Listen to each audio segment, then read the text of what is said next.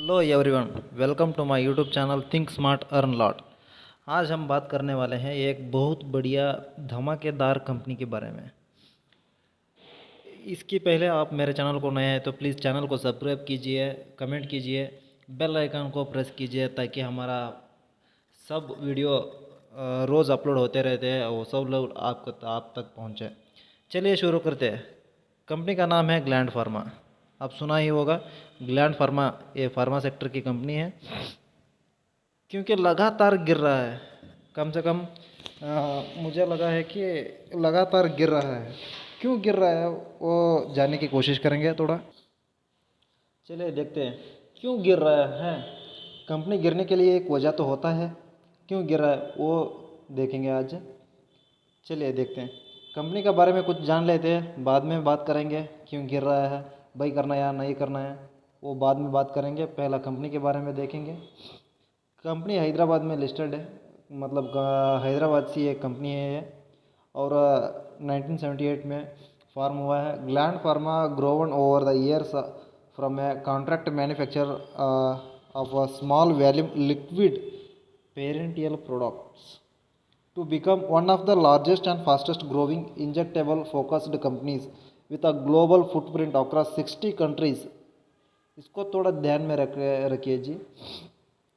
across 60 countries in include the United States, Europe, Canada, Australia, India and other markets।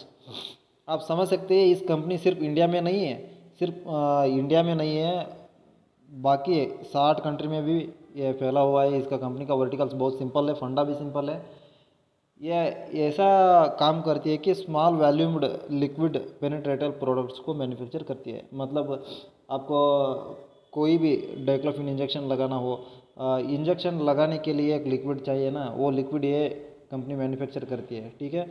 और इस company का revenue 60 country से आती है, ताकि फिर सिर्फ इंडिया से नहीं है, 60 कंट्री से भी इसका प्रॉफिट भी आता है। वर्टिकल्स बहुत ही सिंपल है इसकी। और ग्लैंड फार्मा कॉन्ट्रैक्ट मैन्युफैक्चर है इंजेक्टेबल विथ B2B सेगमेंट। इसको देख सकते हैं, बी टू बी सेक्टर का सेगमेंट में ये बहुत बड़ा काम करती है और 96% रेवेन्यू कमाती है। आपको बता दो कि B2B क्या होता है। B2B का मतलब होता है बिजनेस टू बिजनेस। मतलब आपका बिजनेस है ना, कुछ मैन्युफैक्चरिंग करती है, और आप सीधे दूसरे बिजनेस को दूसरे सेलर्स को बिजनेस करने के लिए बेचती है, ताकि आप रिटेल इन्वेस्टर्स तक नहीं पहुंचती हो, सिर्फ बिजनेस टू बिजनेस करती हो। ऐसा है, B2B का मतलब होता है बिजनेस टू बिजनेस। इस सेगमेंट से 96% रेवेन्यू आती है इस कंपनी को। रेवेन्यू मॉडल तो आपको समझ में आ चुका है। मेरा मानना है कि B2B सेगमेंट में 96% रेवेन्यू बहुत ही बड़ा स्ट्रांग रीज़न है इस कंपनी का, ठीक है। बहुत ही बड़ा स्ट्रांग है। 96 रेवेन्यू सिर्फ B2B में आता है, तो इस कंपनी को कम से कम ये इंजेक्टेबल सेक्टर्स में मतलब मेरा मतलब है कि इंजेक्टेबल सेक्टर में ये मोनोपोली है। मतलब इसका आगे पीछे कोई नहीं है, हाथी जैसा काम कर रहा है सिर्फ। ये तो gland pharma injectable with B2B segment में किंग है, मेरे ध्यान से ये किंग है, ठीक है। आगे देखते हैं।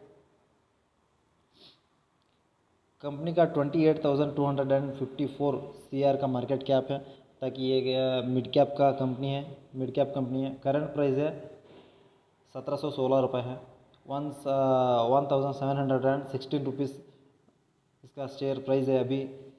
52 वीक लो की बहुत ही करीब है, बहुत ही करीब है।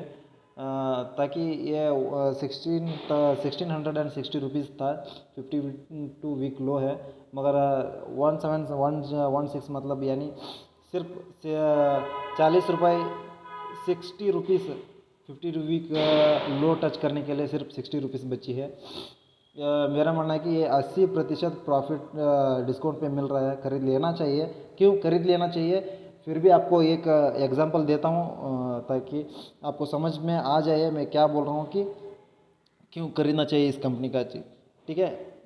ये हो गया, ROCE भी हो गया, स्टॉक अर्निंग रेशियो भी हो गया, बुक वैल्यू भी हो गया, और ROE भी हो गया। डिविडेंड नहीं देती है कंपनी, उसको छोड़ दें।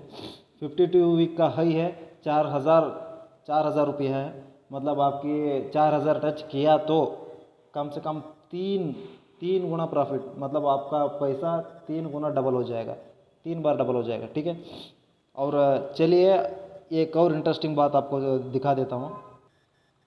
आप इधर देखो ज़रा, कंपनी का काम क्या है। इंट्राडे फैक्ट चेक में आप देख ही सकते हैं, ये सब इंट्राडे फैक्ट चेक में लास्ट ईयर में 3.34% trading session gain, higher gain हुआ है, लोअर नहीं हाइयर गेन हुआ है। मतलब 2 साल से लगातार कंपनी इंक्रीज़ हो रहा है प्राइस में और प्रॉफिट में, और शेयर प्राइस में भी इंक्रीज़ हो रहा है, ठीक है। कंपनी एक्सपेंस सिर्फ 1% है ऑपरेटिंग प्रॉफिट के माध्यम से देखें तो।